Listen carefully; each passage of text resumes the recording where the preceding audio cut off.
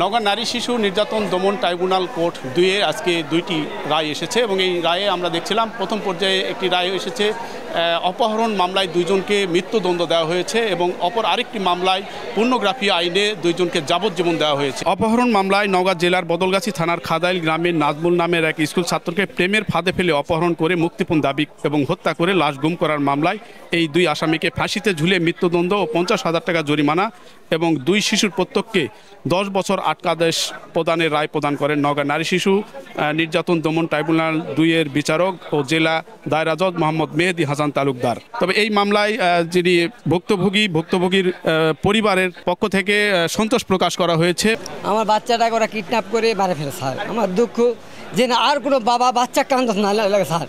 এই জন্য আমি চাই আদালতে যে আয় দিছে আমি তার খুব খুশি। একটা সন্তান হারানো মায়ের কি কথা বলতে পারে।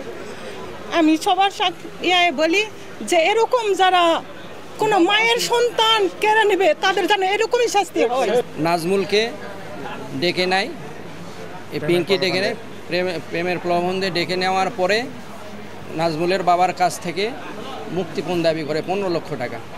এই মুক্তিপণের টাকা না দেওয়ার কারণে ছেলেটাকে হত্যা করে এই আসামিগণ সকলে মিলে।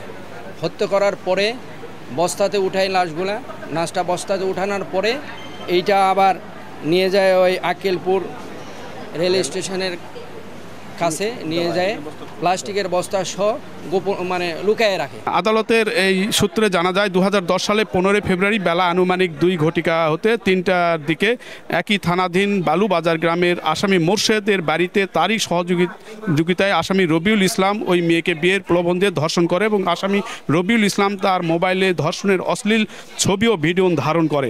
রবিউল যে এই মেয়েটাকে বিয়ের প্রলোভন দিয়ে তাকে যে ধর্ষণ করেছিল এবং অন্যান্য মোর্শেদ তাকে যে সহযোগিতা করেছিল এবং ভিডিও ধারণ করেছিল, এই ধর্ষণের ছবিটা ভিডিও ধারণ করে সেটা ভাইরাল করা হয়েছিল এবং পরবর্তীতে এই মেয়েটার অন্য জায়গায় বিয়ে হলে সেখানেও এই ছবিগুলা পাঠানো হয়েছিল।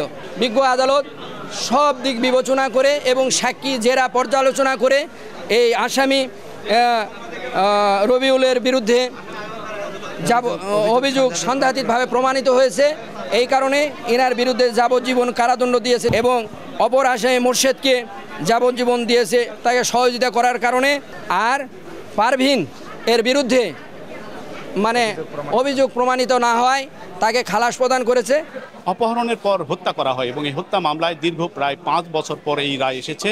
আসামিকে সন্দেহাতীতভাবে তার অপরাধ প্রমাণিত হয়, মৃত্যুদণ্ডাদেশ দিয়েছে আদালত। অন্যদিকে পর্নোগ্রাফি মামলায় সন্দেহাতীতভাবেই প্রমাণ হওয়ার কারণে 2 জনকে যাবজ্জীবন দিয়েছে নওগাঁ নারী শিশু নির্যাতন দমন ট্রাইব্যুনাল কোর্ট 2।